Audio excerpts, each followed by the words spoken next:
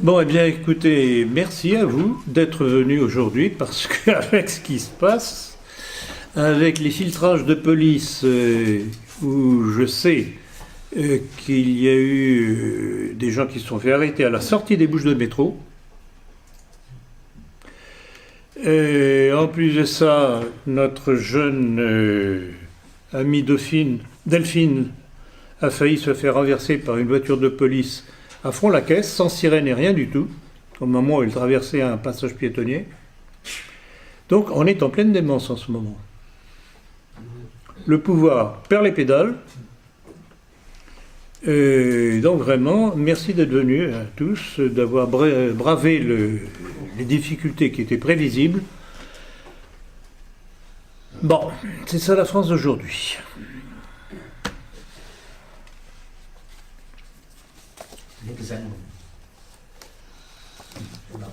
En fait, on est en train de vivre les conséquences de la République, de ce qui a été fait et décidé au moment de la République dite française. C'est l'aboutissement.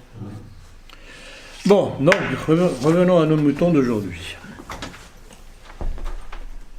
Donc, je voudrais, avant de rentrer dans le vif du sujet, revenir sur les événements qui agitent la France, plutôt la République, car cela a un lien avec le thème de ma conférence.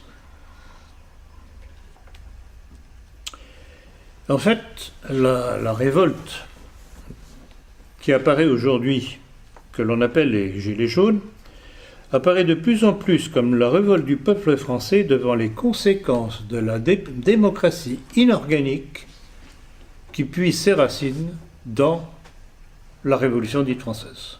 C'est l'aboutissement des faux principes de la Révolution. En voilà les conséquences. Alors l'ennui, c'est que ceux qui se révoltent aujourd'hui à juste titre ne comprennent pas d'où viennent leurs problèmes. Donc à nous, à vous tous, de transmettre, d'expliquer. Parce que protester, c'est bien, c'est un bon début, mais il faut, pour que les choses changent, que le peuple de France comprenne d'où viennent ces problèmes. Sinon, l'affaire sera récupérée d'une façon ou d'une autre. J'en parlerai probablement tout à l'heure. Donc en fait, quand on voit ces manifestations des Gilets jaunes, on voit à quel point la formule de Montesquieu, la démocratie étant le gouvernement du peuple par le peuple, est une vaste fumisterie. Parce que si c'était le gouvernement par le peuple, ben je crois que le peuple n'aurait pas lieu de se plaindre. Ou alors ce serait de sa faute. Le problème, c'est que ce système est tout. Rappelez-vous ma formule aussi, qui était l'objet d'ailleurs d'une de mes petites études, qui s'appelait « La démocratie contre le peuple ». Eh bien, tout est là. Ce qui se passe aujourd'hui, c'est justement la démonstration que la démocratie est contre le peuple.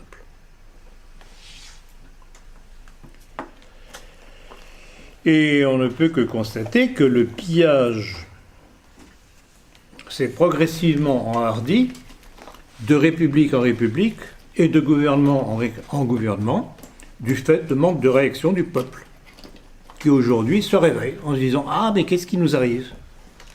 Eh bien justement, c'est ce qu'il faut lui expliquer. C'est le pourquoi du comment de ce qui lui arrive.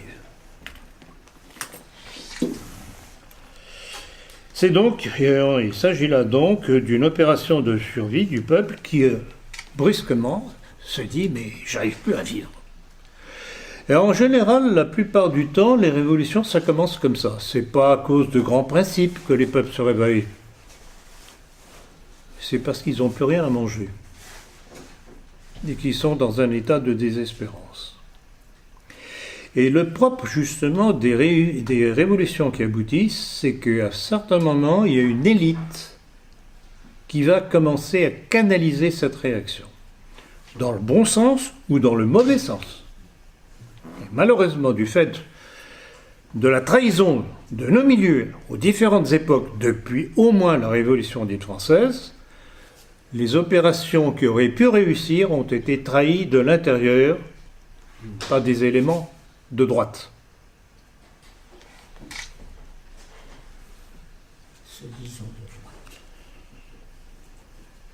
Donc, revenons à cette insurrection, pour le moment non structurée, pour essayer d'imposer un certain nombre d'idées claires et quelques règles pour que ce mouvement soit efficace et aboutisse à la remise en ordre de la France. Alors, je ne sais pas si vous avez vu, le 21 novembre, nous avons publié, à la fois sur notre site et sur les réseaux sociaux, notamment Facebook, un communiqué manifeste.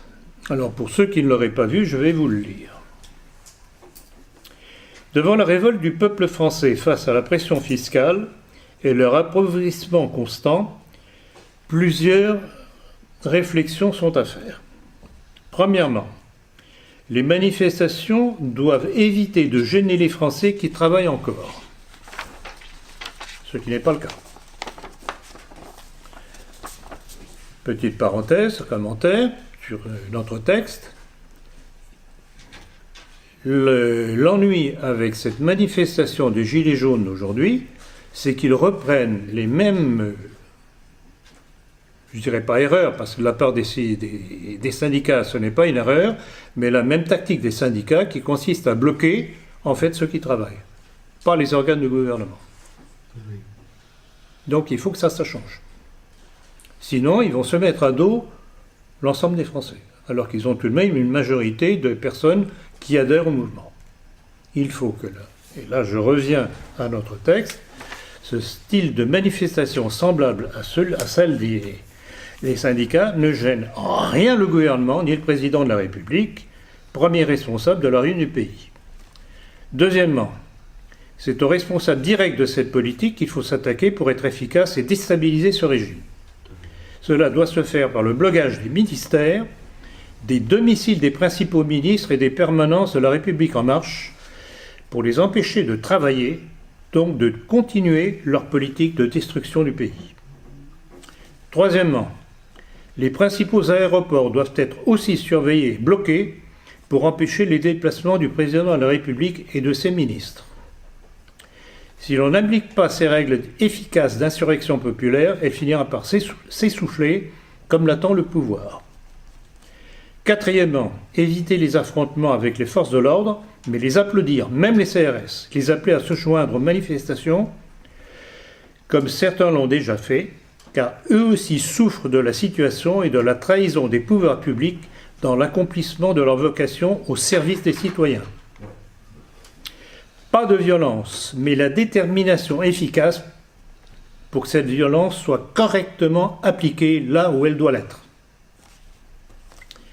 Prenez garde aussi aux provocations de la police politique en vue de décrédibiliser le mouvement. Petite parenthèse, attention à ce que, soi-disant au sein même de la manifestation, certains ne tirent pas sur les forces publiques. C'est l'engrenage fatal que le pouvoir pourrait bien vouloir.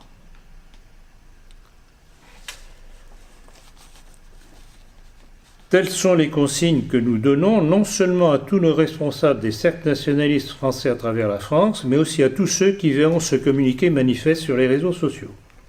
Vous devez prendre la tête des initiatives, orienter les manifestations selon les règles que nous avons données plus haut, être le levain de la révolte populaire pour la France et pour son peuple. Voilà quel était le communiqué. Alors, nous avons tout de même vu avec satisfaction commencer à apparaître un certain nombre de slogans sur les murs, sur des banderoles, etc., qui commencent à faire d'ailleurs des titres de certains sites, notamment du CRIF, notamment du Grand Orient de France, et de certains magazines aussi. Comme quoi, notamment, on a répercuté dernièrement le commentaire de Bernard-Henri Lévy, comparant les gilets jaunes à des gilets bruns. intéressant, mais on n'en est pas encore là, malheureusement.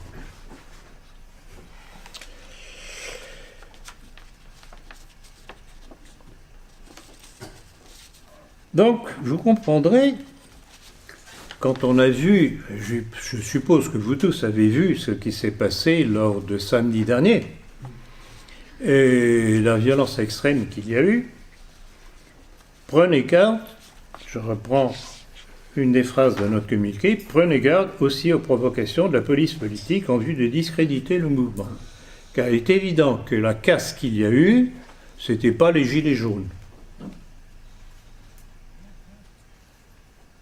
C'était soit des bandes d'extrême gauche, pas d'extrême droite, contrairement à ce que certains voudraient faire croire, mais soit des bandes d'extrême gauche, soit des éléments de la police politique pour discréditer le mouvement. De même, notre recommandation, les manifestations doivent éviter de jeter les Français qui travaillent encore, est encore plus valable aujourd'hui. Les blocages des raffineries et des routes ne gênent que ceux qui travaillent, qui ne trouvent pas de carburant, qui passent des heures de fil à essayer de se rapprovisionner aux pompes à essence où il y en a encore. D'où notre recommandation numéro 2, c'est aux responsables directs de cette politique qu'il faut s'attaquer pour être efficace et déstabiliser le régime. C'est ça que je vous demande de faire savoir autour de vous, et j'espère que cette vidéo, comme les autres, sera vue à de multiples de milliers, par de multiples de milliers de personnes.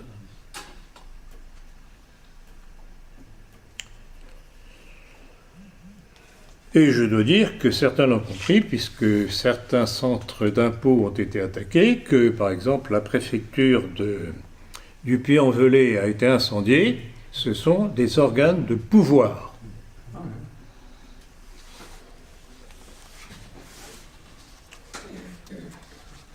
Donc en résumé, nous privilégions les opérations rapides de harcèlement contre les domiciles des ministres et autres fonctionnaires et alliés du pouvoir qui se seront fait remarquer par leur nocivité, tels les Attali, les Bernard-Henri Lévy et les chaînes de télévision les plus hostiles.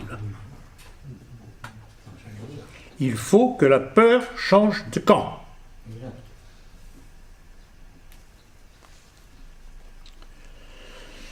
Alors revenons maintenant à ce que représente ce pouvoir aux mains du marâne Emmanuel Macron. Pour observer que ses principaux soutiens s'appellent Jacques Attali, Alain Minc, Bernard-Henri Lévy, entre autres, tous membres de cette intelligentsia juive qui, de génération en génération, œuvre à la destruction de la France. De la Révolution dite française à la Troisième République judéo-maçonnique et ses affaires, affaire Dreyfus, affaire des friches, au scandale financier de Panama, jusqu'à l'affaire de Stavisky, qui allait entraîner et regarder l'actualité et la comparaison de situations, qui allait aboutir au 6 février 1934, où la foule de petits épargnants français, ruinés par les magouilles financières de l'escroc juif Stavisky, avait amené des milliers de Français devant l'Assemblée nationale et que le pouvoir républicain, prenant peur, a fait mitrailler. C'est pour ça que je vous dis, attention aux manifestations de masse, ça ne sert à rien qu'à faire peur au pouvoir qui risque de vous mitrailler. Des actions ciblées, c'est le seul moyen de les déstabiliser.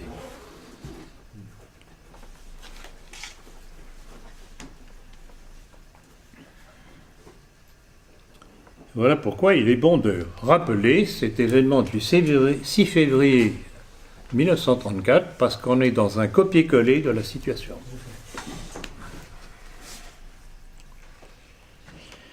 Alors, il faut noter tout de même une chose, c'est qu'un nouvel élément est venu troubler la poursuite de ce complot judéo-maçonnique.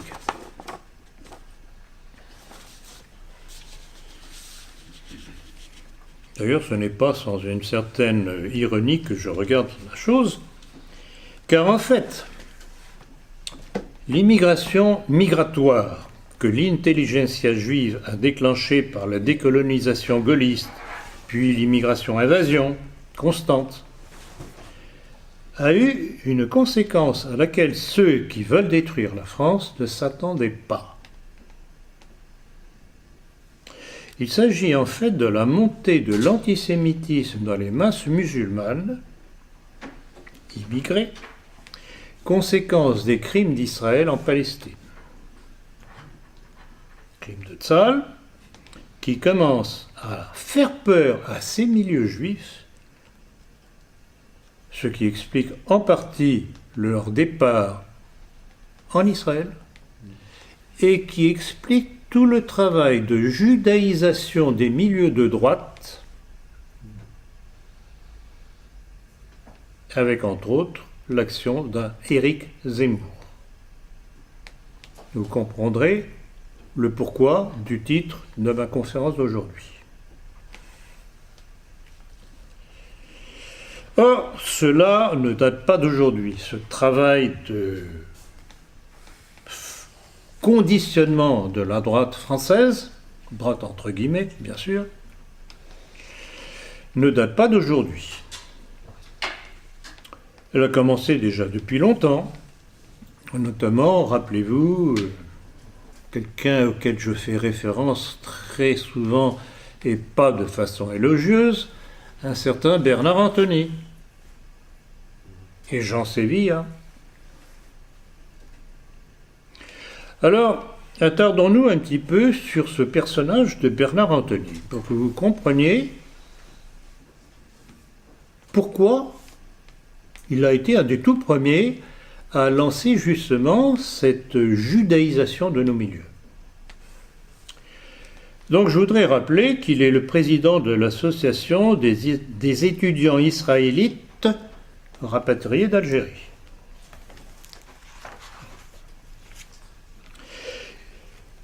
Qu'il est responsable avec Jean-Pierre Cohen des amitiés juives et chrétiennes.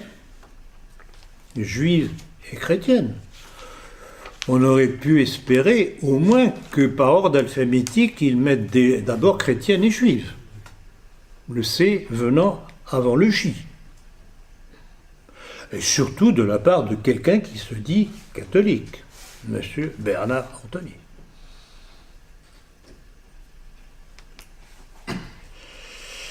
Et il allait écrire un livre, encore avec ce Jean-Pierre Cohen, qui s'appelait « Ni raciste, ni antisémite ». Ni raciste, ni antisémite, vendu par la diffusion de la pensée française de Chiré-en-Montreuil, catholique traditionnaliste.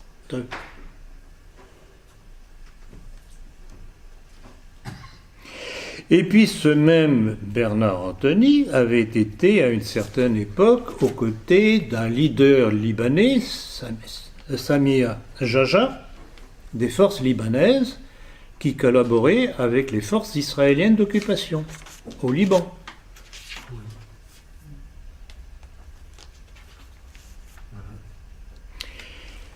Et ce bon catholique de Bernard Antony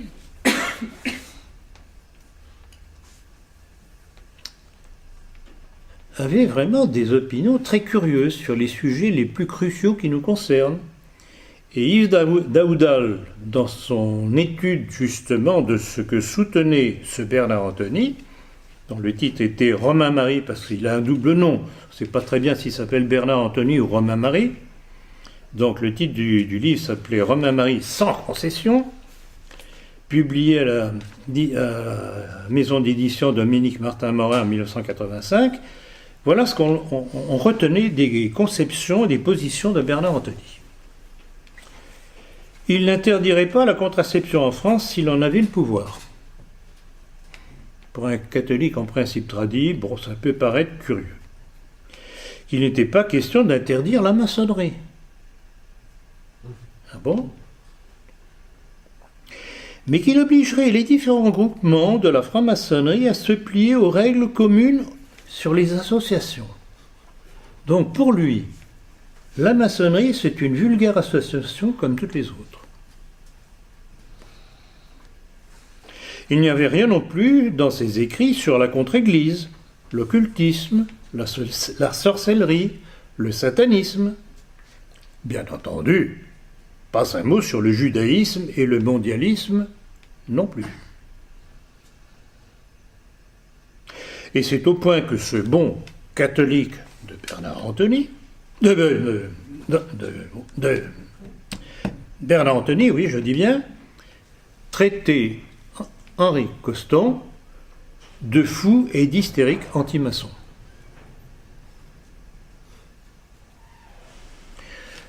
Vous comprenez pourquoi je fais ce rappel? C'est que vraiment ça cadre parfaitement le personnage de ce sioniste qu'est Bernard Antony. Et de même dans sa revue Reconquête numéro 180 du 9 janvier, c'était en... j'ai pas marqué ça. Bon, bref, je regrette beaucoup, il manque une partie de l'élément. En tout cas, Reconquête numéro 180. Il fustigeait ceux qui doutent de la version officielle du 11 septembre. Donc vous voyez, tout y est. C'est toute la démarche juive. Je n'ai même pas sioniste, juive. Tout ce qui dérange le monde juif le dérange lui. Voilà ce que je tenais à vous faire toucher du doigt. Puis allait paraître son livre « Vérité sur la maçonnerie ». On pourrait plutôt l'appeler « Contre-vérité sur la maçonnerie ». Car en fait, son livre n'était qu'un contrefeu à mon livre « La maçonnerie » qui venait de paraître un an auparavant. Et dans lequel il niait, Bernard Antony, le satanisme luciférien des hauts grades de la maçonnerie que j'avais démontré dans mon livre. Et dans un entretien avec Jeanne Schmitt dans le journal Présent du 6 mars 2010, il allait jusqu'à, je cite, mettre au défi quiconque de prouver le rôle de la maçonnerie dans la Révolution dite française. Donc vraiment avec lui, c'est la totale. C'est la totale. Alors, ayant vu cet article, devant une telle négation de ce qu'est la maçonnerie, je le mettais en demeure par une lettre recommandée accusée de réception d'accepter un débat avec moi sur ce qu'est réellement la maçonnerie. J'en ai déjà parlé, je le redis aujourd'hui. Je reçus l'accusé de réception, mais bien entendu, pas la moindre acceptation du débat que je lui demandais. Ce qui montre le courage de ces gens qui mentent, et quand on les met devant leurs mensonges, sont si peu sûrs de ce qu'ils disent qu'ils n'acceptent pas la controverse.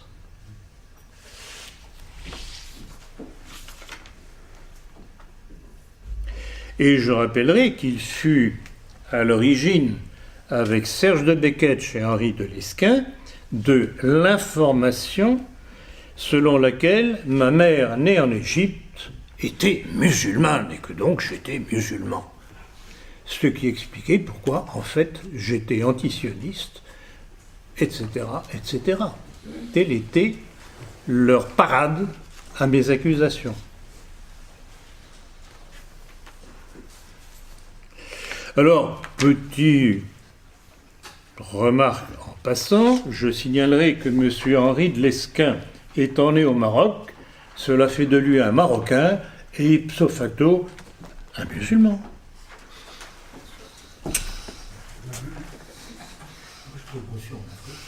Ah, il faut être logique quand même. Et si vous naissez à Pékin, il est bien entendu que vous êtes chinois. Et à Tokyo, vous êtes japonais. À Londres, vous êtes anglais. Non mais il faut arrêter ces conneries quand même. Non mais vous vous rendez compte? Voilà le niveau intellectuel pervers qui ne porte que parce que ceux qui écoutent ces individus sont encore plus bêtes qu'on ne le pense. Alors vous comprenez pourquoi j'ai tenu à faire ce petit rappel pour rappeler justement l'origine de la sionisation de nos milieux, avant même qu'un Éric Zemmour commence à émerger.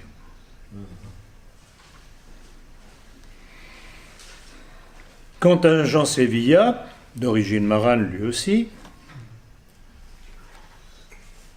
Séville, connaissez les trois choses. Nom de ville, nom de fleurs, nom d'animaux. Nom de pays.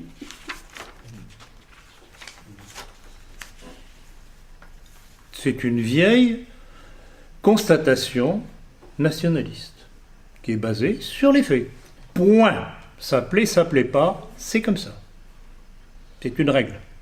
D'où les Mendes France, etc. Pour ça, quand je vous dis de pays aussi, Mendes France. Juif d'origine portugaise,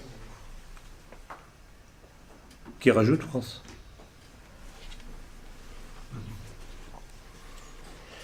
C'est donc sur ce terreau qu'allait apparaître un nouveau venu, Éric Zemmour.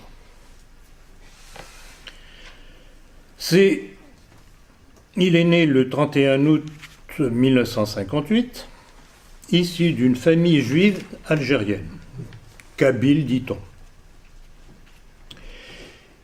Il échoue par 2 fois au concours d'entrée à l'École nationale d'administration, puis après un passage dans l'agence de publicité FCA. Il est pris en stage au Quotidien de Paris, puis embauché en 1986 au Quotidien de Paris, sous la houlette du détestable Philippe Tesson. Je ne sais pas si vous le suivez sur Radio Classique, il est détestable. C'est un lécheur de bottes, pour ne pas dire autre chose,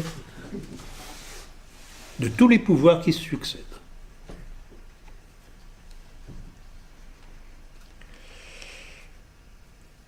C'est à cette époque qu'il rencontre Mylène Sheportich, sa future épouse, qui est juge d'instruction. Ça peut servir. Pourquoi riez-vous ?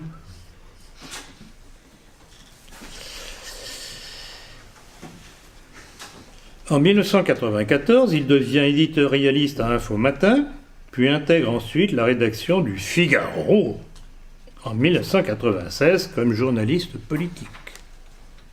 Donc la pénétration dans les milieux dits de droite.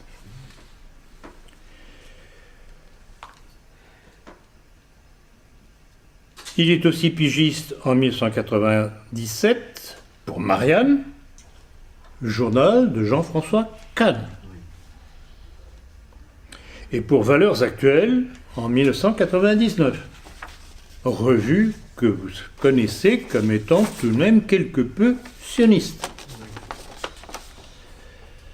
En 1909, il passe du Figaro au Figaro Magazine, où il tient désormais une chronique hebdomadaire, puis retourne au Figaro pour une chronique littéraire hebdomadaire. Il est également chroniqueur politique au Spectacle du Monde. Alors, chose curieuse que je voudrais tout de même signaler, c'est qu'en dépit de son échec à l'ENA, son statut de journaliste politique, ou peut-être autre chose, lui permet d'être membre du jury au concours d'entrée de cette école en 2006. Avouez que c'est magnifique, vraiment. Un recalé de cette école qui va juger les futurs candidats. C'est beau, hein ? Ah, mais c'est beau. Comme quoi, quand on fait partie d'un certain clan, tout est possible.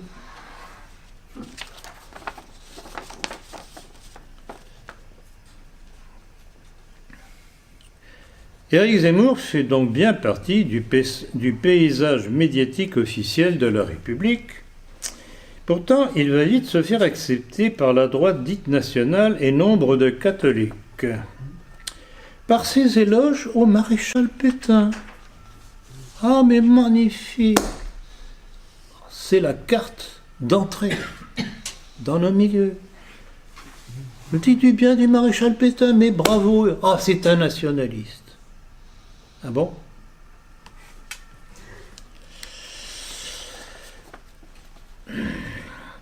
Or, à l'abri de cette image de défenseur de Philippe Pétain, Éric va révéler progressivement son véritable visage de juif sioniste. Et, petite remarque en passant, dans un entretien avec Alexandre de Vecchio, dans le Figaro du 7 septembre 2014, Éric Zemmour se défend en indiquant, je cite, qu'il n'avait en aucun cas voulu réhabiliter Vichy. Ah bon?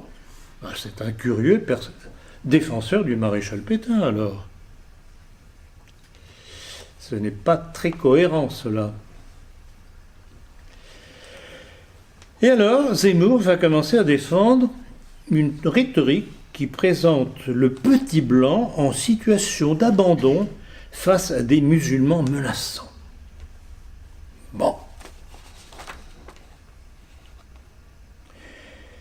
Et il faut remarquer que sa tactique allait se révéler parfaitement payante dans les milieux de droite et chez les catholiques, dont les prêtres sont focalisés sur l'islamisme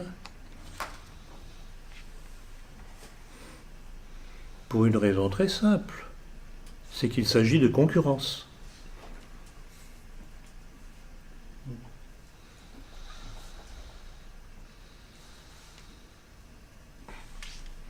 Et c'est pour ça que certains prêtres de notre mouvance, entre guillemets encore, fustigent l'islam, bon d'accord.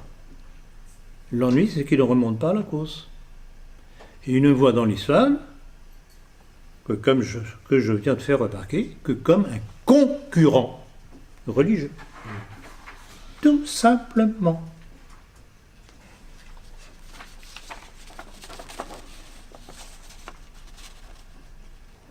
Donc ce n'est pas tellement l'islam en tant qu'islam qui les dérange, c'est l'islam en tant que religion qui fait concurrence à ce qu'ils prétendent défendre eux-mêmes. Venons-en maintenant à la dialectique de Zemmour qui rejoint l'inquiétude des Juifs de France devant la montée de l'antisémitisme musulman. Et je dois dire que ce n'est pas sans un certain amusement que je vois ce processus, car c'est un juste retour des choses. Et c'est l'éternelle histoire de l'arroseur arrosé ou du retour du boomerang. Les Juifs de France recevant en retour les conséquences du travail de leur intelligentsia qui a poussé à l'immigration-invasion après avoir poussé à la décolonisation l'un découlant de l'autre. Et cela pour détruire la France chrétienne. Alors, pour utiliser le monde musulman pour détruire la France chrétienne, oui, ça c'est très bien, bravo. Ah oui, mais il ne faudrait pas que, par voie de conséquence, ça nous retombe dessus. Nous, juifs. Ah oui. Alors, comment faire pour avoir le beurre et l'argent du beurre et la crémière avec? Eh bien, retourner le monde catholique en faveur d'Israël et faire nos guerres par les chrétiens. C'est aussi simple que cela. Alors, rappelez-vous ma dernière conférence sur la judaïsation de la France. J'avais fait allusion au texte d'un certain David Belhassem du 7 mai 2016. Je ne vais pas refaire toute la démonstration que j'ai faite sur son texte, mais je voudrais tout de même rappeler son désir que la France cesse d'être la France, issue du baptême de Clovis, pour redevenir la Gaule païenne avec laquelle eux, juifs, pourraient s'entendre. Donc on voit très bien que ce qui dérange de génération en génération depuis l'arrivée du Christ. C'est ça. C'est la chrétienté. Donc tout ce qui n'est pas chrétienté peut leur convenir. Ils peuvent s'arranger. Tout ce qui est chrétien doit disparaître pour eux. Et c'est donc la démarche d'un Éric Zemmour et autres sionistes tels que ceux que j'ai cités déjà, Bernard Anthony, Jean Sévillat, Goldnadel, Guy Millière, André Berkoff, etc., dans les milieux dits nationaux et soi-disant catholiques. Tout cela en leur agitant l'épouvantail musulman. Alors, je vais citer à nouveau, parce que c'est tout de même le centre de la situation actuelle, je vais citer à nouveau le livre d'Éric Zemmour, Un destin français. Parce que là, franchement,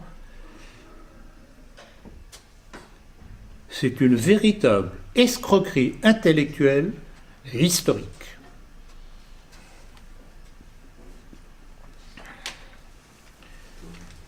Lorsque Éric Zemmour ose écrire qu'Israël a été pendant des siècles le modèle de la France, pendant des siècles, donc ce n'est pas à partir de la Révolution dite française, pendant des siècles, ça concerne la période monarchique aussi. Que cherchait-il à faire accroire aux Français, qui ne connaissent plus leur histoire? C'est que les destins de la France et d'Israël sont mêlés. Le problème pour lui, c'est que c'est un véritable mensonge, un véritable travestissement de l'histoire de France. Car non seulement Israël n'existait pas, c'était la juiverie.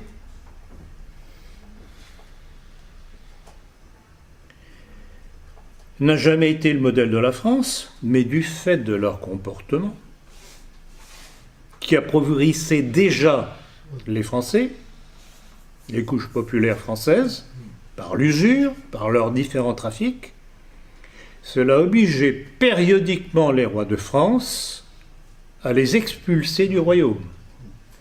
Et je vais vous en donner la liste. Et cette liste est totalement crédible, puisque c'est une liste qui a été établie à la demande du CRIF. Que voulez-vous de mieux? Donc c'est un certain docteur Richard Rosen qui a fait cette énumération. Je cite. 533, première expulsion. Childebert Ier, roi de Paris et d'Orléans, puis de Bourgogne, prend contre les Juifs refusant de se convertir au christianisme un arrêt d'expulsion. 630, deuxième expulsion. Le roi de Gobert, le bon roi de Gobert, avait déjà en 629 demandé aux Juifs de Paris de se convertir. Devant le refus, ce fut l'expulsion de 633, alors qu'arrivaient depuis quelques années d'Espagne les expulsés du roi wisigoth Sisebuth de 615. Donc vous voyez, expulsés d'ailleurs, ils arrivent en France. Et ça, c'est le schéma habituel. Expulsés d'ailleurs, ils arrivent dans un autre pays qui les accueille par pitié, jusqu'au moment où les peuples en ont marre et rebelotent, les mettent à la porte. 1182, troisième expulsion.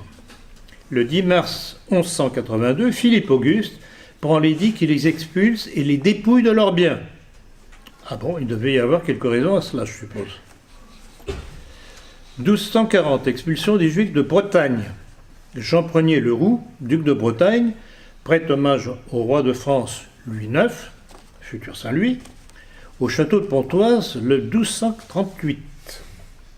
Le 10 avril 1240, lors des États de Bretagne à Plouermel, il ordonne l'expulsion de tous les Juifs du duché, expulsion immédiate, interdiction à tous ses sujets d'accueillir des Juifs, interdiction à tous ses successeurs et à ceux de ses vassaux d'en recevoir à l'avenir. Le duc efface toutes les dettes contractées envers des prêteurs juifs et les oblige à restituer tous les biens mobiliers et immobiliers qui leur avaient été remis en gage pour ces prêts.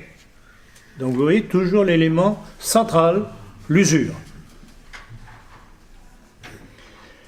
Et il ajoutait encore, je cite, « Personne ne sera accusé ou mis en jugement pour avoir tué un juif. » Alors, ça peut paraître très brutal, ça l'est. Mais est-ce que vous imaginez ce que cela sous-entend de ras-le-bol des agissements de ces gens-là pour en arriver à une pareille décision?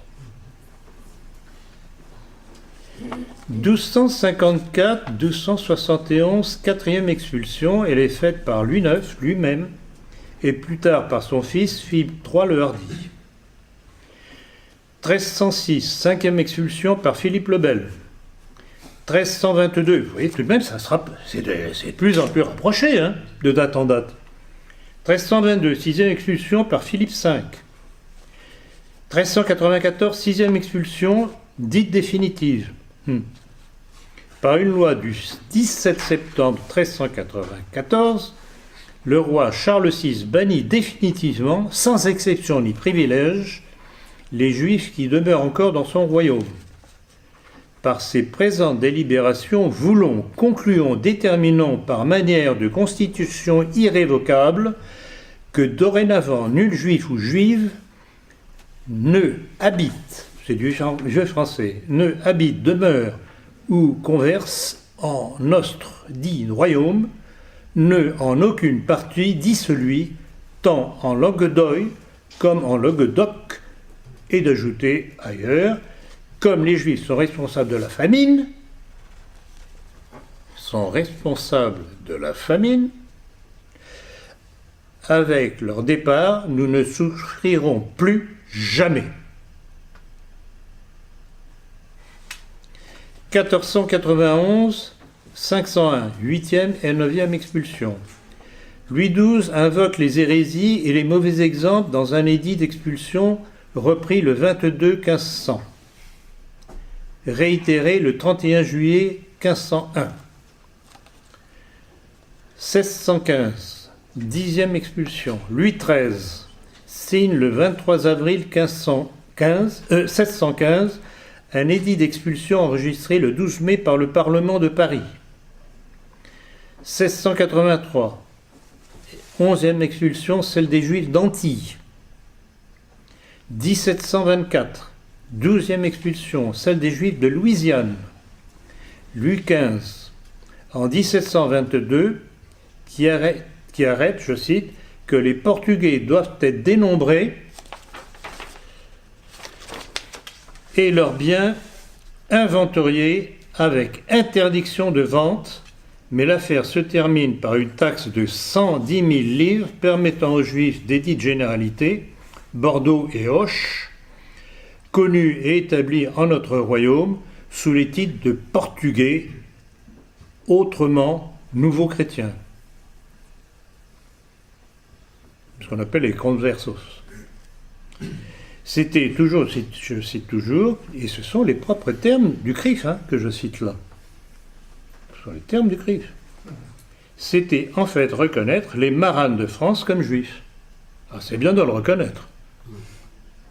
Non, mais vous vous rendez compte, tout est dit là-dedans. Et ce qui m'amuse en citant ce texte-là, c'est que le CRIF ne se rend pas compte de la balle qu'il se tire dans le pied. Parce qu'il confirme ce que nous, nationalistes, ne cessons de dire.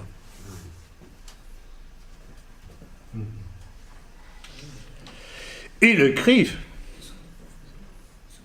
rajoute une 13e expulsion, et là c'est pervers. Celle de 1941, je cite, par la déportation et la mort. Le petit clin d'œil à la Shoah.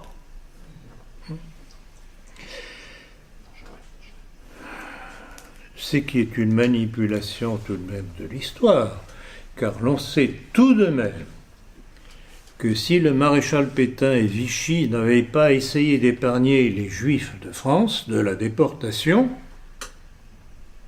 comme je l'ai déjà dit, je crois, il y aurait peut-être moins aujourd'hui dans les descendants de ces Juifs de l'époque moins de personnes pour aller cracher sur la tombe du maréchal Pétain, voire la violer, comme ça a été le cas tout dernièrement.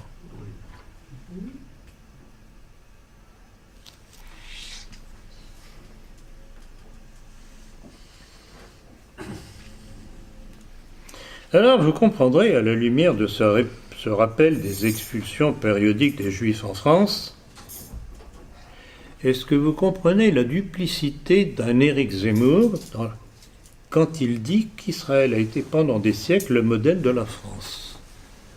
Curieux modèle, alors que les rois de France ont passé leur temps à les mettre à la porte.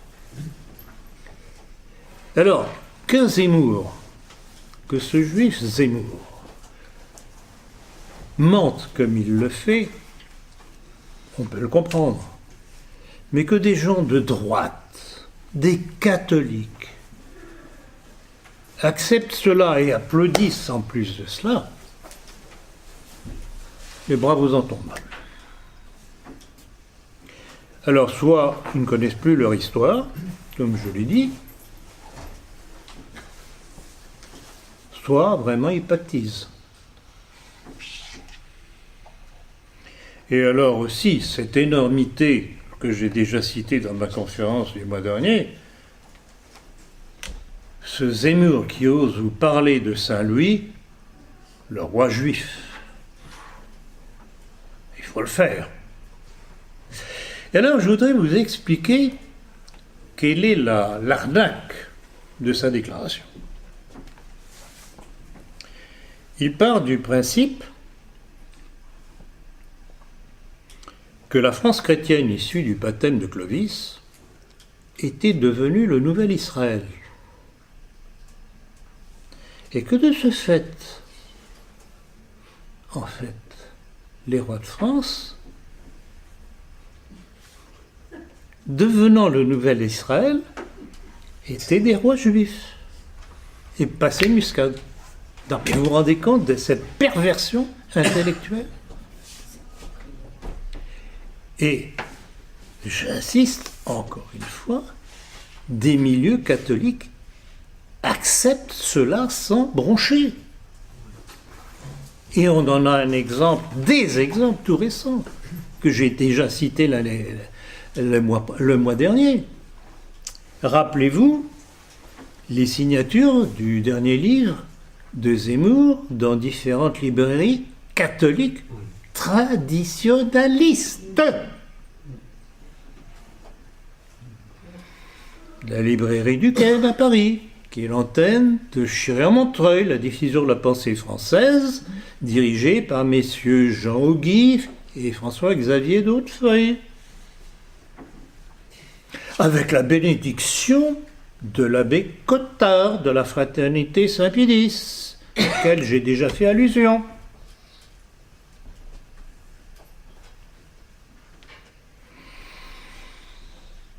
La librairie Notre-Dame de France, la librairie de la fraternité Saint-Pédis à Paris, dirigée par l'abbé Toulza, dont j'ai déjà parlé, qui invite aussi à la dédicace du livre d'Éric Zemmour, dans lequel se trouvent les textes que j'ai cités. La librairie nationale, dirigée par Thibaut de Chassé. Et observons, tout ça, c'est de la mouvance traditionnaliste autour de la fraternité Saint-Pédis.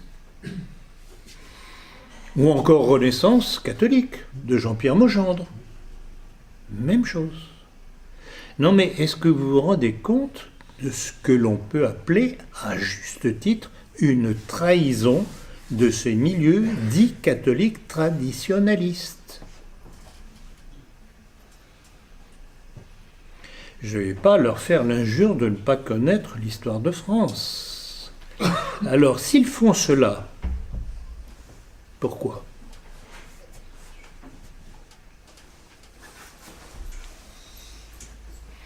Je pense qu'il y a deux raisons. Ça fait toujours bien d'avoir un petit juif parmi soi, ce qu'on appelle le bon juif, entre guillemets, que je constate toujours à toutes les époques, dans tous les milieux dits de droite. Et puis aussi, vu le tintamarre médiatique qu'il y a eu et qu'il y a autour des ouvrages d'Éric Zemmour, on va faire de belles ventes. Et que constate-t-on parallèlement à leur appétence à la vente des livres d'Éric Zemmour, qui trafiquent notre histoire? C'est que dans le même temps, mes livres sont interdits dans ces librairies. La maçonnerie, par exemple avec Toulza, la maçonnerie, le complot mondialiste, le nationalisme français, etc., interdit. Persona non grata. Alors, écoutez, voulez-vous me dire à quoi servent ces structures dites catholiques traditionnalistes? Ils n'ont plus qu'à aller s'inscrire au CRIF pendant qu'ils y sont.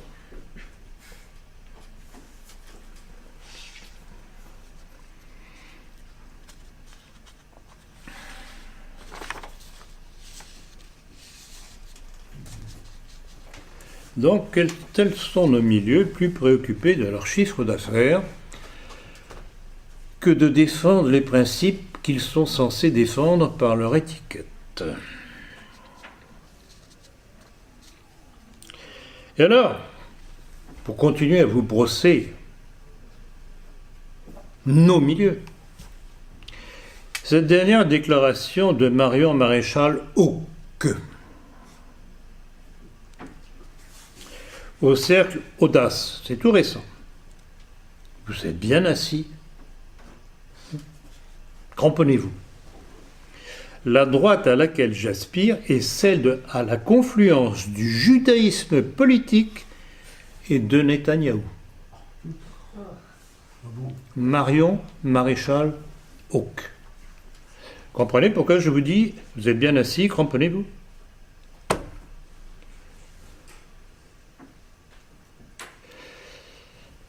Écoutez, je n'invente rien. Tirez-en les conclusions. Écrivez à cette douce figure de Marion, qui a de tels modèles.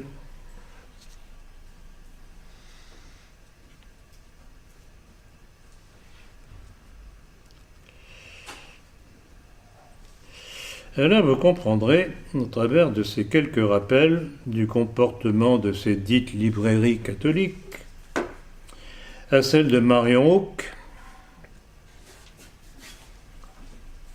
Mais rassurez-vous, on nous avait dit qu'elle avait fait le pèlerinage de Chartres.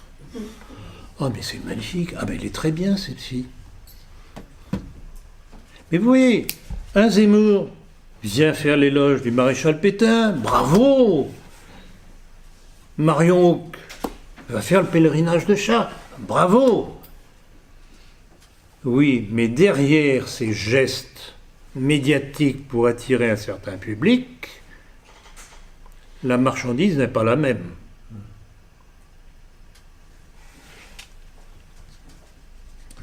Et voilà pourquoi j'utilise mon bistouri en utilisant leurs propres textes et déclarations.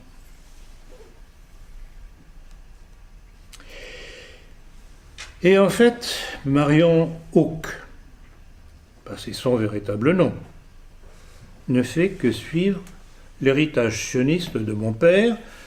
J'ai quasiment terminé le livre qui m'a été offert par une de nos très très bonnes militantes, le livre de Roger Hauck, dans lequel il dit noir sur blanc, il s'en félicite qu'il a travaillé pour Tsahal, qu'il le payait très bien,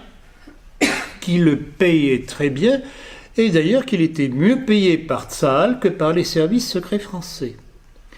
Et d'ailleurs, encore un signe, d'abord, rappelons au passage qu'il était membre du Grand Orient, le père de Marion. Donc vous voyez, tout s'encadre, tout est logique. Et encore faut-il oser dire les choses, ce que nos milieux ne font pas.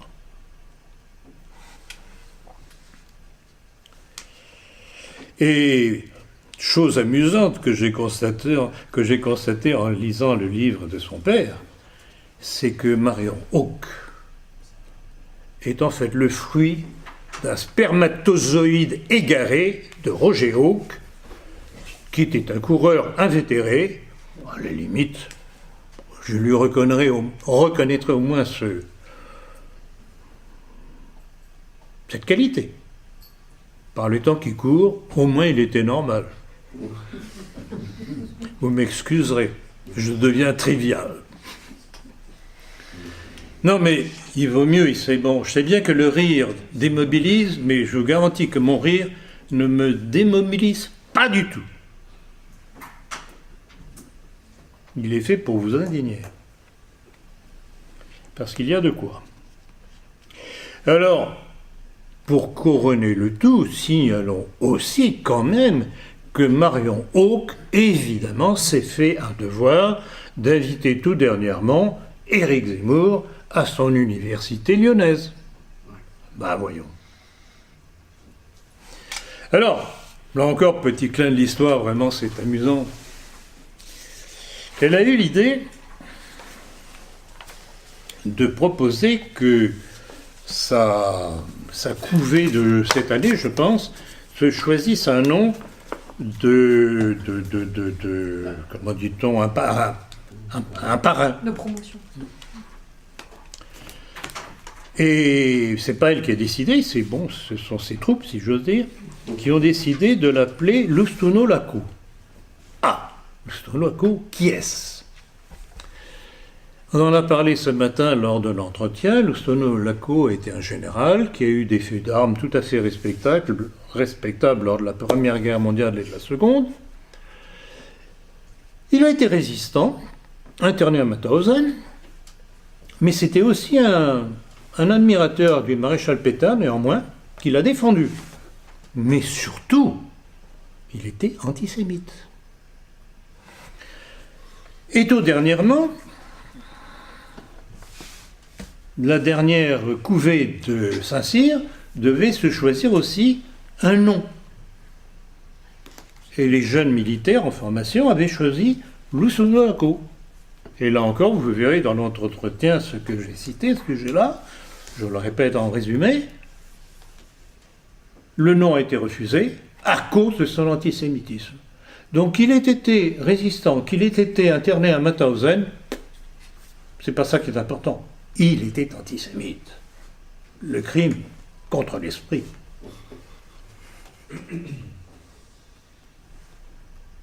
Voilà ce qu'est la France aujourd'hui.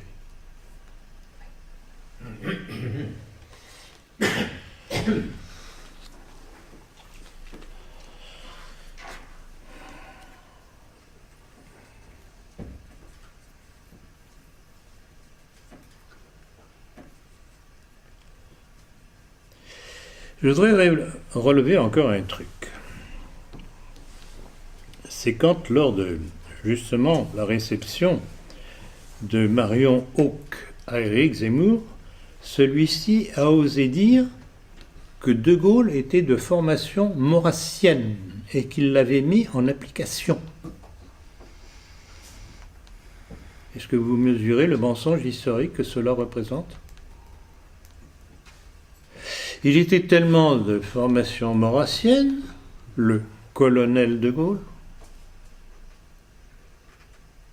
qu'il l'a fait condamner à mort. Même si sa peine finalement a été commue. Et je parle de Maurras. Donc vous voyez le culot, la choupsa comme on dit, le culot juif, travestissant l'histoire à ce point-là.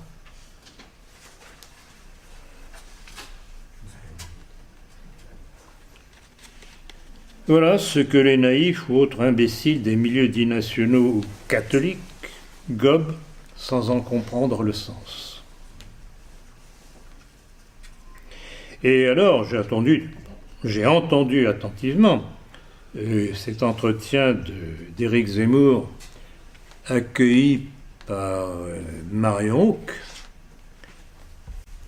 Bien entendu, pas un mot sur le rôle des Juifs et de leur créature, la maçonnerie, dans la Révolution dite française. Mais cette chère Marion Hauck s'est bien gardée de s'en étonner.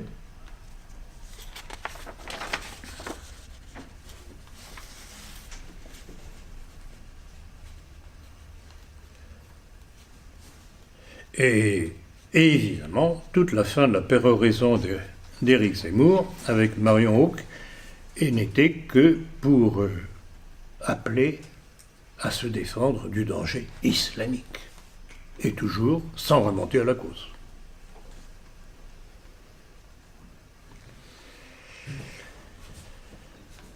Donc voilà avec quoi Marion Hauck entend former les élites de demain. Puis c'est ça, nous dit-on, qui est son obsession. Donc voilà, tels sont nos milieux, de Éric Zemmour à Anthony, Conversano, Goldnadel, Berkov, Méliès, Sevilla, et les imbéciles qui les suivent. Et ce n'est pas tout. On mesure le danger de ce confusionnisme entretenu par Zemmour par l'aide pluie que lui a apporté Hervé Ryssen, qui pourtant s'est fait connaître par des livres quelque peu antisémites. Et l'énormité de ce surprenant soutien est telle que Jérôme Bourbon, directeur de Rivarol, m'a adressé personnellement le 17 novembre copie de sa lettre de réprobation à Hervé Ryssen du fait de son soutien répété à Zemmour. Je cite. Je suis presque toujours d'accord avec tes analyses brillantes, pertinentes, lucides et courageuses. Mais je te le dis franchement, je ne comprends pas pourquoi tu t'obstines à longueur de vidéos à soutenir publiquement le juif et sioniste Zemmour, qui dit certes des vérités partielles, mais qui depuis 2016 ne cache plus son sionisme militant, son fort attachement à l'entité sioniste, son total mépris de la cause palestinienne. De plus, il croit ou affecte de croire au dogme de la Shoah et ne s'est jamais aventuré ni de près ni de loin sur le terrain du révisionnisme historique. Lorsqu'il compare les Palestiniens à qui on a volé leurs terres, détruit leurs maisons en Palestine, qui sont là-bas chez eux et dont le combat est totalement légitime, aux immigrés en Europe, c'est moralement, intellectuellement et politiquement malhonnête et inacceptable. Je ne comprends pas que tu ne le dises pas, que tu ne le dises jamais, que tu ne le rappelles jamais. Et qu'on ne vienne pas nous parler de la censure envers Zemmour. C'est contrairement à Forisson, à Renoir, à Soral, à Dieudonné, on le voit partout, à la radio, à la télévision. Ces livres sont dans toutes les librairies. Et petite parenthèse, les librairies dites catholiques dont je vous ai parlé tout à l'heure.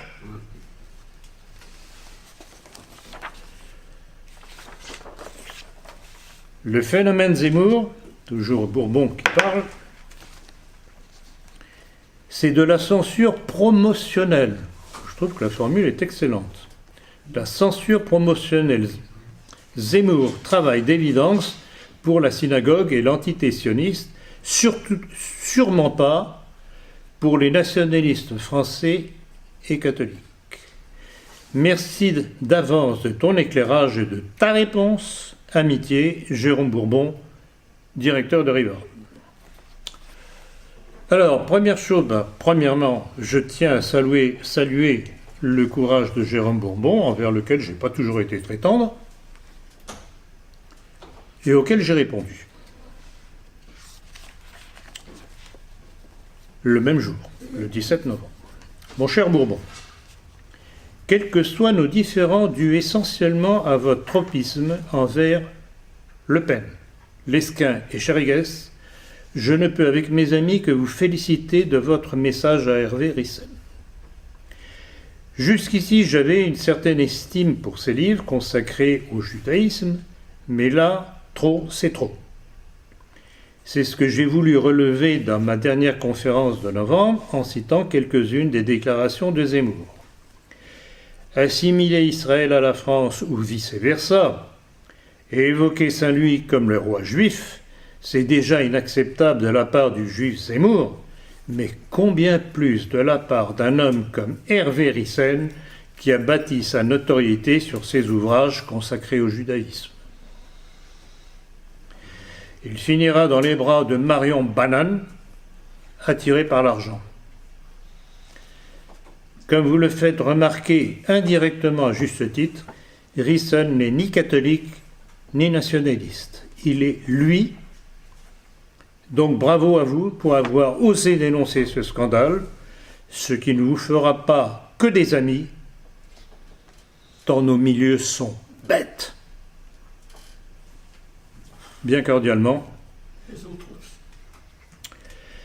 Et à la suite de ça, 3 ou 4 jours après, j'ai envoyé un autre message à Jérôme Bourbon pour lui demander si, suite à sa missive à Hervé Ryssen, il avait reçu une réponse.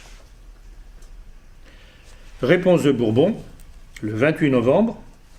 Non, je n'ai pas eu ni vu pour l'heure de réponse sur le fond de Ryssen, si ce n'est de dire qu'il répondait aux arabo-musulmans qui lui reprochaient fortement son soutien à Zemmour, mais rien sur le fond. Que veut dire cette non-réponse d'Hervé Ryssen à Bourbon? C'est une fuite de dire qu'il ne répondait qu'aux arabo-musulmans. Et alors je vous ferai observer une chose, c'est en fait traiter Bourbon et moi d'arabo-musulmans.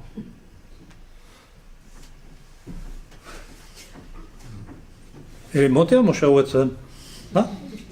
Puisqu'il a voulu répondre aux arabo-musulmans et que les deux seuls qu'il ait critiqués, c'est votre serviteur et Bourbon, eh ben c'est que nous sommes arabo-musulmans. C'est la logique. Non mais, je crois. Élémentaire, mon cher Watson, encore une fois.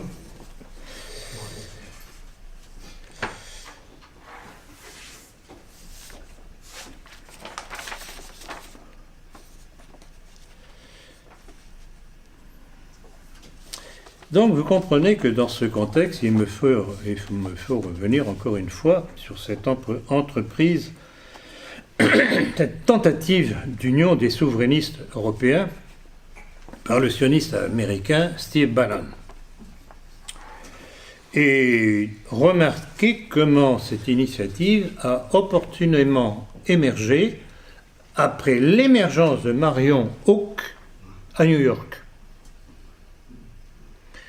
Elle a fait son retour en politique, non pas en France comme normalement une femme politique aurait dû le faire, française, en France,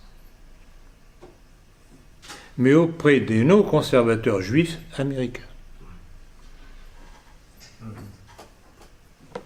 C'est très révélateur. Et je vous rappellerai aussi que le mouvement, qu'ils appellent The Movement en anglais, fondé par son collaborateur belge, le juif Michael Modrikamen, ne laisse aucun doute sur le véritable mobile de l'ancien conseiller de Donald Trump. Puisqu'à la rubrique Objectifs et activités, on lisait la Fondation vise à la promotion, le respect de l'État de droit, la libre entreprise, la souveraineté des nations, l'effectivité des frontières nationales, la consultation populaire, la lutte contre l'islam radical, une approche scientifique et non dogmatique des phénomènes climatiques, et la défense d'Israël en tant qu'État souverain sur sa terre historique. Voilà qui va faire plaisir aux Palestiniens. Donc vous voyez, tout y est. Alors, encore une fois, remarquez bien la perversité. Le début, les prémices de ce texte, on ne peut qu'y adhérer. Et tout cela est pour amener la partie essentielle, qui est la chute, la défense d'Israël en tant qu'État souverain sur sa terre historique. Donc, comme chez Zemmour, il y a un mélange de propositions tout à fait acceptables, mais qui ne sont là que pour faire adhérer à ce qu'ils veulent, la défense d'Israël en tant qu'État souverain sur sa terre historique, par les chrétiens. Et cela, bien entendu, avec la promesse d'un soutien financier à ceux qui adhéraient à cette tactique. Par ici les sous-sous. Et à propos d'Hervé Ryssen, avez-vous vu la une de Match, où on le voit en tant que gilet jaune? Alors écoutez, essayez de réfléchir un instant. Parmi les centaines, je pense, de milliers de photos qui ont été prises lors des manifestations, comment se fait-il que brusquement Hervé Ryssen soit publié en première page d'un magazine du système, il n'y a pas d'autre terme, peut-être même assez extraordinaire? Est-ce que ce n'est pas justement parce que soutenant Éric Zemmour, celui-ci lui a ouvert ses chaînes relationnelles? Ça me semble couler de source. Voilà, il a passé la ligne, il est de l'autre côté. Et j'espère que Ryssen va écouter cette conférence, comme l'entretien de ce matin, parce qu'il n'en a pas fini d'en entendre s'il continue comme ça. Et quand je commence à accrocher quelqu'un, vous savez très bien que je ne le lâche pas facilement.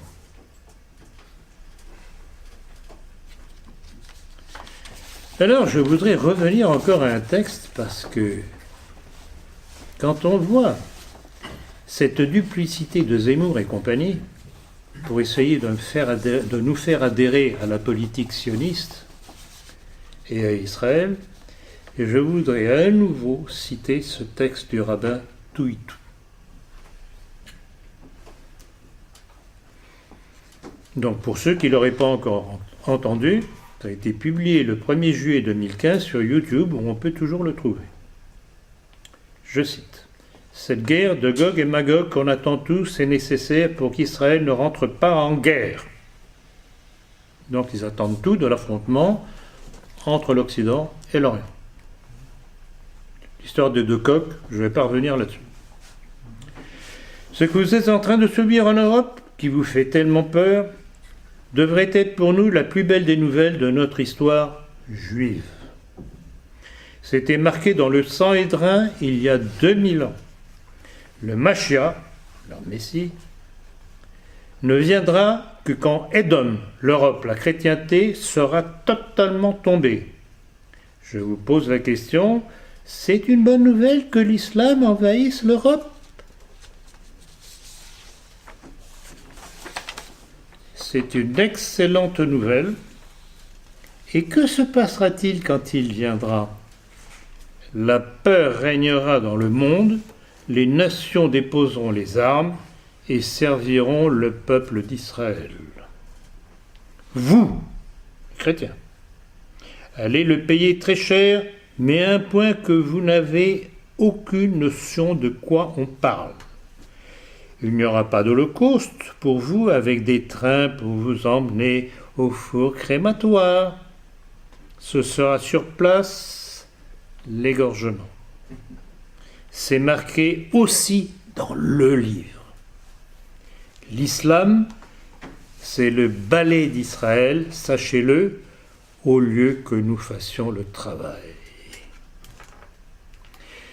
Alors, est-ce que vous comprenez pourquoi je rappelle encore et encore ce texte? c'est pour montrer à ceux qui n'auraient pas encore compris que quand un Zemmour, un Bernard Anthony, un Millière, etc., etc., etc., etc., veulent nous faire basculer dans le sionisme, voilà ce que les Juifs disent de nous. Est-ce que vous comprenez le degré de trahison de ces boutiques catholiques traditionnalistes qui font la promotion au livre de Zemmour et à la trahison d'un Hervé Ryssen? Comment peut-on mettre ensemble ces déclarations lénifiantes des Zemmour et compagnie avec ces déclarations d'un représentant de la haute juiverie, le rabbin Touitou?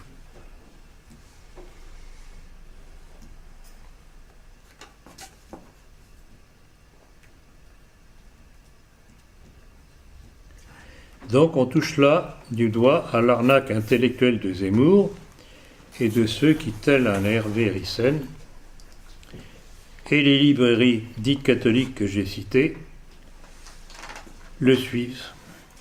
Car comment s'allier à un peuple dont les rabbins appellent à notre mort? Réfléchissez là-dessus et faites réfléchir autour de vous. Alors pour terminer, je voudrais revenir sur la signification des manifestations des Gilets jaunes, qui montrent que plus ou moins consciemment, certains d'entre eux font le rapport entre leur souffrance et la politique judéo-maçonnique mondialiste qui a abouti à la paupérisation de ces masses. Certaines images que j'ai vues, que vous avez sans doute vues vous aussi, des tags sur les murs ou des inscriptions sur les gilets, hostiles à la maçonnerie, des slogans anti-juifs attirent l'attention, et attirent l'attention aussi des journalistes. Et dernièrement, il y a eu un communiqué du Grand Orient de France très inquiet justement de l'évolution que prenait la direction que prenait cette révolte des Gilets jaunes. Alors je ne sais pas jusqu'où cela ira, mais à nous de leur faire comprendre quels sont les ennemis. Un peuple qui ne connaît pas ses ennemis ne se peut pas s'en prémunir. Et même si ces Gilets jaunes se révoltent contre une situation qui devient insupportable, leur mouvement ne pourra aboutir que s'ils se tournent contre ceux qui ont amené à cette situation. Donc c'est ça qu'il faut leur apprendre par tous les contacts que vous pouvez avoir avec les uns ou les autres.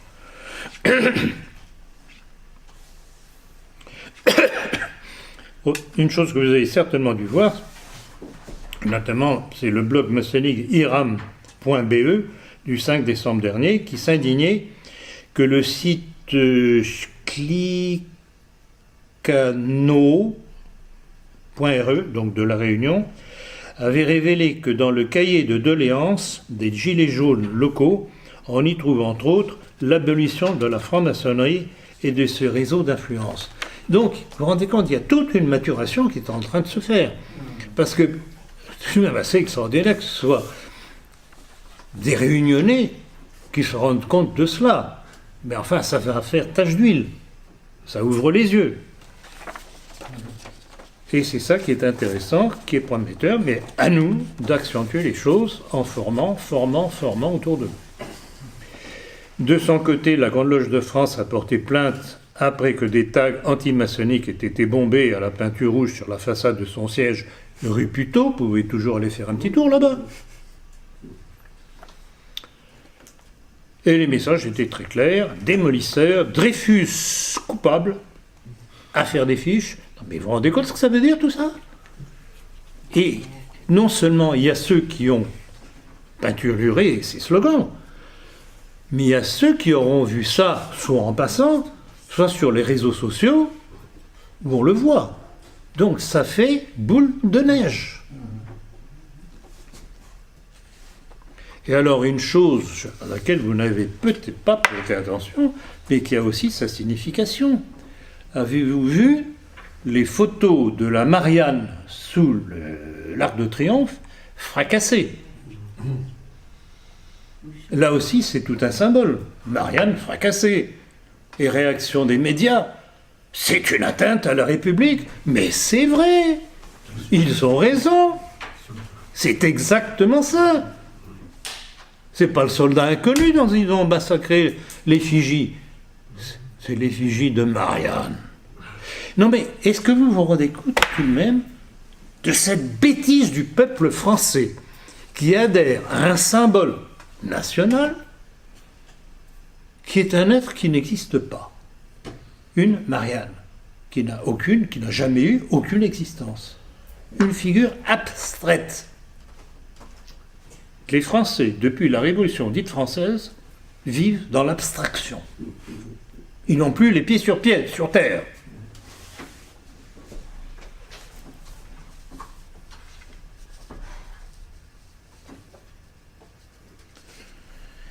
Et alors, je souhaite qu'un jour Macron, s'étonnant de cette révolte, s'entende dire par un de ses proches, comme à Louis XVI, s'étonnant de la révolte, et qu'un de ses courtisans lui réponde, « Sire, ce n'est pas une révolte, c'est une révolution. »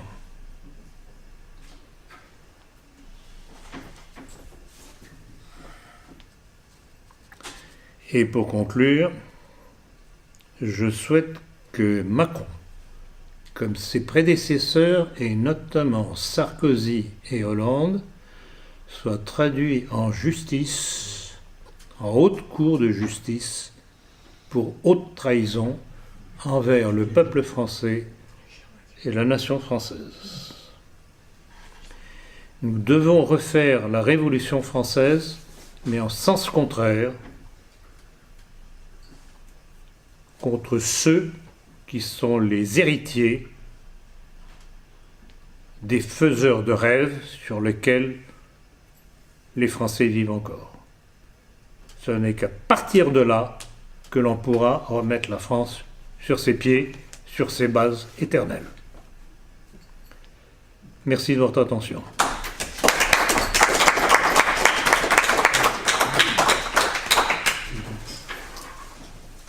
J'espère que vous m'apporterez des oranges en prison. Si on a encore la possibilité d'en acheter. Ou de venir en prison. Des questions? Oui. C'est pas une question, c'est plutôt une approbation. Je n'ai pas vu votre message sur... notre communiqué. Pardon? Notre communiqué. Voilà. Mais par contre, ça rejoint ce que moi j'ai conseillé, parce que j'ai connu 2 barrages. J'ai été escorté sur 2 barrages. Et je disais aux gens, c'est pas ça qu'il faut faire. Répartissez-vous dans les mairies, mais faut pas en croisant les villages, de façon qu'on ne vous identifie pas quand vous viendrez manifester. Que vous ne soyez pas des gens du village. Ouais, exactement. C'est ce que je leur ai suggéré. Je ne sais pas si le message est passé, mais je leur avais dit, voilà ce qu'il faut faire. Allez harceler les maires que vous connaissez comme socialistes. Alors oui et non, parce que les maires ne sont pas directement responsables. Les socialistes, ils leur rencontrent. Oui, alors là, il faut cibler en fonction de la couleur aussi. Parce qu'il y a tout de même, une grosse querelle entre Macron et les maires. Oui. Enfin bon, j'avais bien dit de faire attention, les mairies, et surtout en croisant les gens... Et les mairies de la République en marche, à commencer par ceux-là. On a tous ceux qui ont vécu. Tout à fait. Et deuxièmement, là, vous me faites sourire quand vous parlez, effectivement, ce n'est pas une révolte, c'est une révolution. Moi, dès le mois de mai, je disais aux gens que j'interrogeais, est-ce qu'on n'est pas le 13 juillet? Les gens me regardent, non, le 13 juillet, on est au mois de mai. Non, le 13 juillet, Louis XVI était à la chasse. Et le 14, il n'y était plus. Et Macron était... Il était où déjà? Attendez, Macron... L'évolution... Attendez, où est-ce qu'il était, Macron, ces derniers jours? En Argentine. Hein? En Argentine, exactement, en Argentine. Il était à la chasse sans doute en Argentine. Pour le G20. Pour le G20, bien oui. Le G20. Oui. Et il y a eu notamment un gilet jaune qui est allé à sa rencontre en Argentine. Alors, oui. Alors attendez, c'est pas exactement ça. Et alors là, c'est tout de même, c'est énorme. L'information que j'ai vue, c'est que Macron arrive à l'aéroport de Buenos Aires. Il n'y avait pas un officiel argentin pour l'accueillir. C'est énorme. Alors, il sort de l'avion, il tombe devant un fonctionnaire de l'aéroport qui était en gilet jaune pour des raisons de sécurité, rien à voir à faire avec nos gilets jaunes, et désemparé, ce pauvre Macron, pleurons mes frères, s'adresse à lui, le remercie, comme ça, pour essayer de ne pas être complètement con. Pas d'autres termes. Non, mais vous vous rendez compte, un chef de l'État, notre chef de l'État, qui reçoit cette paire de claques en pleine figure du régime argentin, qui pourtant n'est pas très bon, hein, plutôt libéral. Ils n'envoient pas un seul représentant pour l'accueillir, ça veut dire le degré de mépris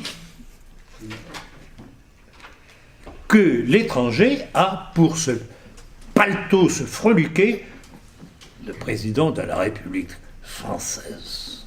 C'est énorme. Rien que ce fait-là condamne un individu. Et regardez sa tête d'ailleurs. Regardez sa tête, regardez bien son regard. Il est hagard. Autre question ? Oui ? Vous avez évoqué le fait de traduire en cour de justice les présidents actuels ou passés encore vivants. Je crois qu'opportunément, ce dispositif a été enlevé de la Constitution sous Sarkozy. Alors j'ai vu passer qu'effectivement, évidemment, ils ont tellement peur, ils ont compris. Ils sont pas fous. Ils ont compris, vous avez raison d'attirer l'attention là-dessus. Je pense, je ne sais pas si c'est déjà fait, mais il en est question. Ça a été fait. Ça a été fait. Oui, mais ça n'empêche pas. Ce qui est enlevé, on peut le remettre. Hein. Ce qui est enlevé. Rappelez-vous les lois rétroactives que ce cher de Gaulle et les communistes ont fait pour pouvoir condamner davantage de monde à l'épuration. Alors vous savez, la légalité, quand c'est au pouvoir, on fait ce qu'on veut. Oui, madame ? Vous disiez pour Henri Zemmour, mais rappelez-vous, il y a 15 ans, c'était moindre, mais la même chose avec Alexandre Deval. Mais bien entendu, bravo, mais tout à fait, mais tout à fait, tout à fait. Périodiquement, il y a des individus qui rentrent comme ça, qui ont leur petit passage plus ou moins éphémère dans nos milieux, et ils sont... Ah oui, l'islam, ah oui, bravo Israël, ah oui, ils savent se battre. Et je vais rappeler encore une chose. Là où j'ai commencé à comprendre qui était Beketch, Serge de Beketch, c'est quand un jour, quand il m'avait invité il m'a invité pendant 2 ans à des entretiens à Radio Classique, bien qu'il ait dit qu'il m'ait accueilli pendant quelque temps par pitié, Radio Courtoisie, oui, Radio Courtoisie. Et il y avait déjà eu des exactions de la part d'Ariel Aron à l'époque, et j'avais fait un commentaire évidemment en faveur de ces malheureux Palestiniens. Réponse de Serge de Beketch: c'est un homme comme Sharon qu'il nous faudrait en France.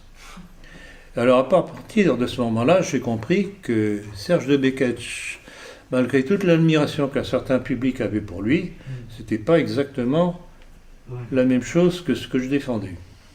D'où mon départ, et des colonnes de sa revue, et de Radio Courtoisie, avec un message que je lui ai envoyé à l'époque.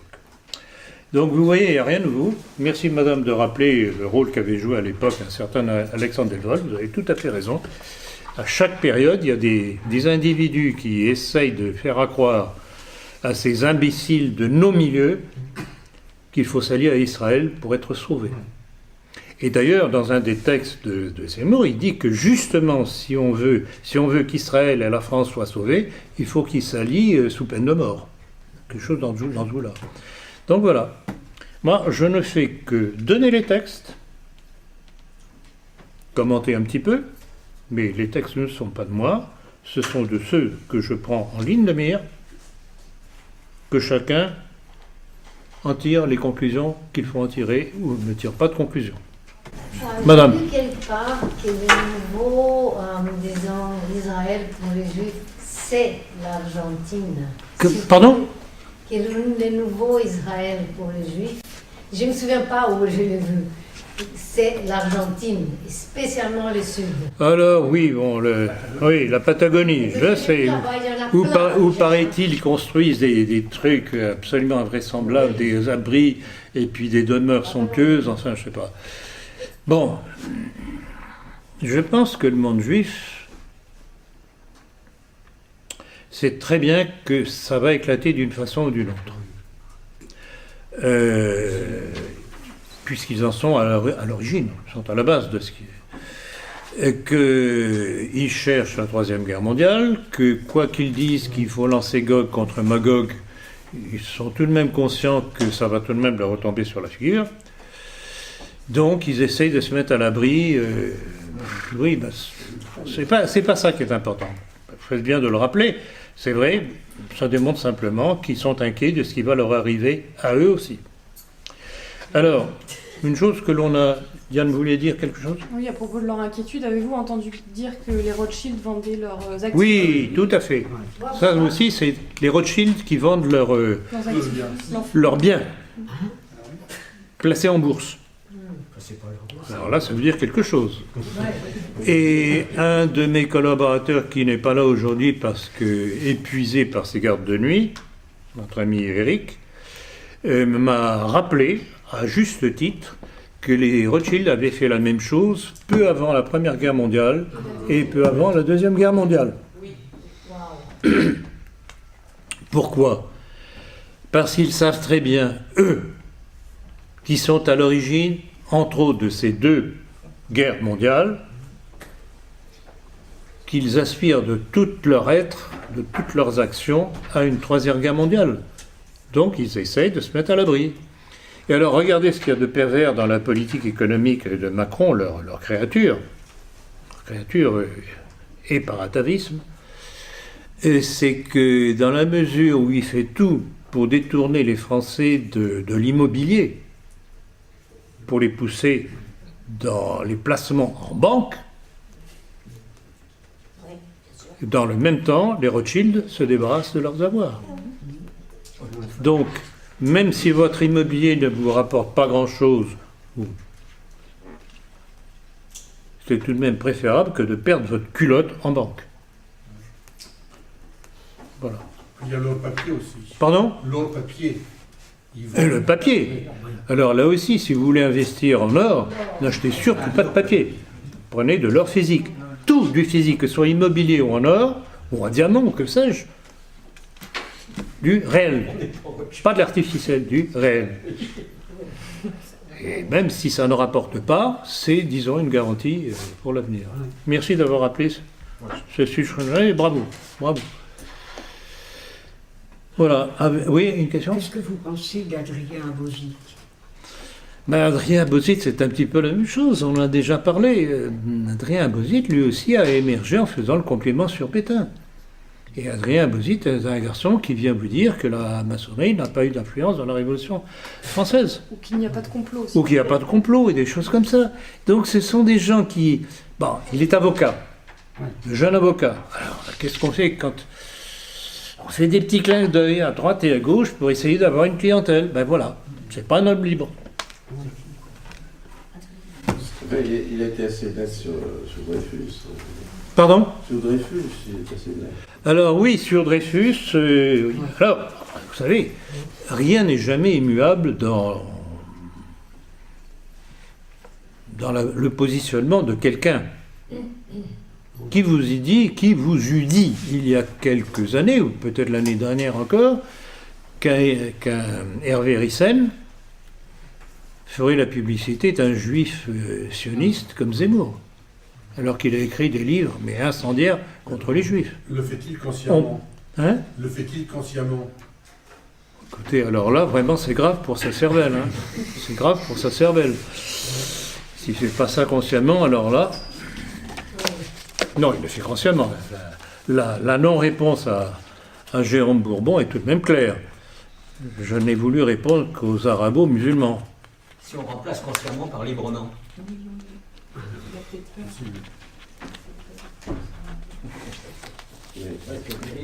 Autre question ? Delphine. Ce n'est pas une question, c'est juste pour souligner le fait qu'il y a une grande montée des évangéliques. Des évangéliques, ben c'est pas étonnant. Ah ben bien entendu que je dénonce depuis combien de temps. Mais bien entendu. Mais bien entendu. Mais bien entendu. Et à Paris, je connais plusieurs QG de juifs pour Jésus. Rappelez-vous mes premiers commentaires suite à l'élection de Bolsonaro au Brésil. Vous vous rappelez ce que j'en ai dit dans le dernier entretien? Alors, tous nos milieux à Bolsonaro, l'extrême droite, tout simplement parce que les médias avaient dit qu'il était d'extrême droite. Alors, ces crétins de nos milieux, il suffit que les médias disent un tel est d'extrême droite pour qu'ils croient parole d'évangile. Quand même. Bolsonaro, c'était quoi? C'est quoi? Un évangéliste. Ouais. Avez-vous vu la photo où il est avec sa femme et ses 2 fils et les symboles qu'il y a? Ça, le chandelier a 9 branches derrière. Tout est là. Évangéliste. Comment? Quelle photo? Parce que elle était où cette photo? Ben, on trouve sur Internet. C'est sur Internet que je l'ai trouvé. Il n'a pas été rebaptisé, parce qu'il rebaptise les évangélistes. Comment? Il a été rebaptisé, je pense, à... Qui, Bolsonaro? Bon, vous savez, je ne sais pas si le baptême sert à quelque chose par le temps qui court. Quand on voit certains catholiques... Il a été rebaptisé, il me semble, en Israël, par les évangélistes. Je suis brésilienne, alors. Hein? Vous êtes brésilienne? Ah bon? Il me semble, non? Oui. Ah. Je suis née au Brésil. Oui, mais vous avez la confirmation, ça, de ce que je dis? Je n'ai pas la confirmation, mais comparé avec ce qu'il y avait avant, les gens sont très enthousiastes, bien sûr. Oui. Même mon demi-frère me dit « Oh, c'est fantastique ». Oui. Est-ce que vous n'avez pas personnellement des doutes sur la naissance de l'histoire du jaune, de la couleur jaune, la couleur rouge, les foulards rouges, les gilets jaunes, les révolutions de couleurs à la Soros? Alors, j'ai déjà vu apparaître ça. J'ai de nombreuses questions là-dessus. Je ne pense pas qu'à l'origine ce soit ça. Quand on voit les braves gens que l'on voit au carrefour, c'est vraiment du bon peuple. Hein. Par contre, les soi-disant représentants que l'on voit apparaître brusquement, venant ex nihilo, comment elle s'appelle, Marie je sais pas quoi... Jacqueline Moreau. Hein? Jacqueline Moreau. C'est ça. Oui. D'où sort-elle celle-là? C'est pas elle qui a lancé le mouvement? Oui, si. C'est elle qui a l'origine de l'appel sur Internet. On nous dit qu'elle a lancé le mouvement. J'en suis pas convaincu. J'en suis pas... Quelle preuve en a-t-on sinon l'assurance des médias? Les vidéos qu'elle a faites en début. Ouais, alors, il y a un gonflage de ces vidéos. Il y en a d'autres. Il y en a quand même d'autres. Bon. Et alors, en plus de ça, il faut tout de même observer une chose, c'est que ceux qui lancent les révolutions ne sont pas nécessairement ceux avec lesquels la révolution aboutit. Alors, qui ait eu peut-être... Mais bon, admettons l'hypothèse de Soros derrière tout ça, révolution orange, etc., orange, jaune, ça se rapproche. Ouais. Est-ce que c'est leur intérêt? Est-ce que c'est leur intérêt? Non. Et puis les BHL, tout ça aurait soutenu. BHL, exactement, bravo Diane, aurait soutenu. Tous les milieux communautaires, pas besoin d'un petit dessin, sont contre les gilets jaunes. Donc ça ne colle pas. Et puis quel est leur intérêt de fiche en l'air à Macron, qui fait tout ce qu'ils veulent? Ça ne colle pas. Alors attention à une chose justement, c'est de faire une démobilisation de notre appui aux gilets jaunes en nous faisant croire que c'est une révolution orange. Attention. Madame? Leur intérêt, c'est peut-être d'apporter la guerre civile. C'est d'apporter la guerre civile. Oui, mais la guerre civile, on ne sait jamais comment ça se termine. Hein. Parce que si déjà certains s'intéressent aux loges,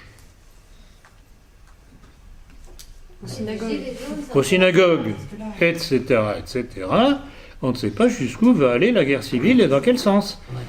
Si c'est ça leur calcul, je leur dis attention, casse-cou. Peut-être pour mettre en place leur roue de secours qui pourrait être le général. Alors, merci. Je voulais y venir. Avez-vous remarqué, alors il y a deux possibilités. Il y a le général Pierre de Villiers, il y a le général Tauzin. Alors, avez-vous vu la publicité effrénée, en tout cas c'est la première chose qui m'a sauté aux yeux quand j'ai débarqué à la gare de Lyon hier, grand panneau, le général Pierre de Villiers, c'est le héros avec son dernier livre, etc., un homme intègre, etc., etc. Et rappelez-vous qu'un gilet jaune avait lancé l'hypothèse justement du recours au général de Villiers. Alors, gilet jaune, de quelle couleur? Je voudrais bien savoir. Donc c'est très curieux. On a bien l'impression que le système, se sentant en danger, cherche une voie de secours. Et que l'on nous fasse un recours, justement, Macron soit démissionnant, soit étant mis dehors, et on l'appelle un chef militaire, honoré de tous. De tous. Otanien. Or, le général de Villiers est sioniste.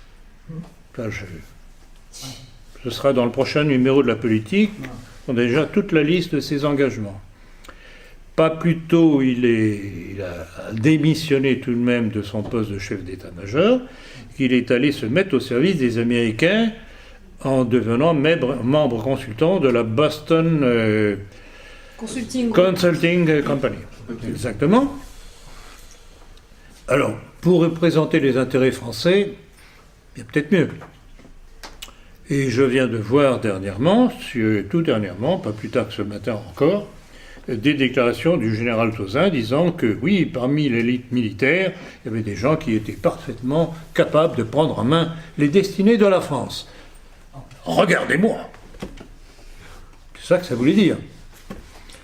Donc, on sent très bien que le système, se sentant en danger, va trouver une porte de sortie. Alors, à une certaine époque, certains pensaient que ce serait le comte de Paris qui jouerait ce rôle. Je ne sais pas si vous vous souvenez de cette période.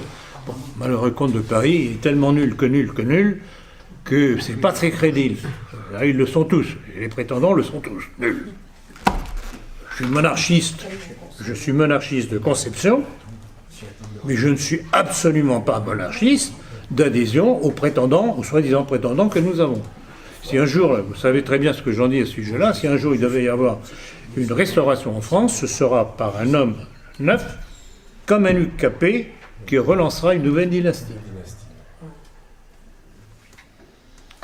Le prince, oui, mais les principes d'abord. Vous savez très bien quelle est ma position là-dessus. Et le prince, à condition qu'il accepte les principes d'abord, qui sont essentiels pour que la France soit ce qu'elle est. Voilà.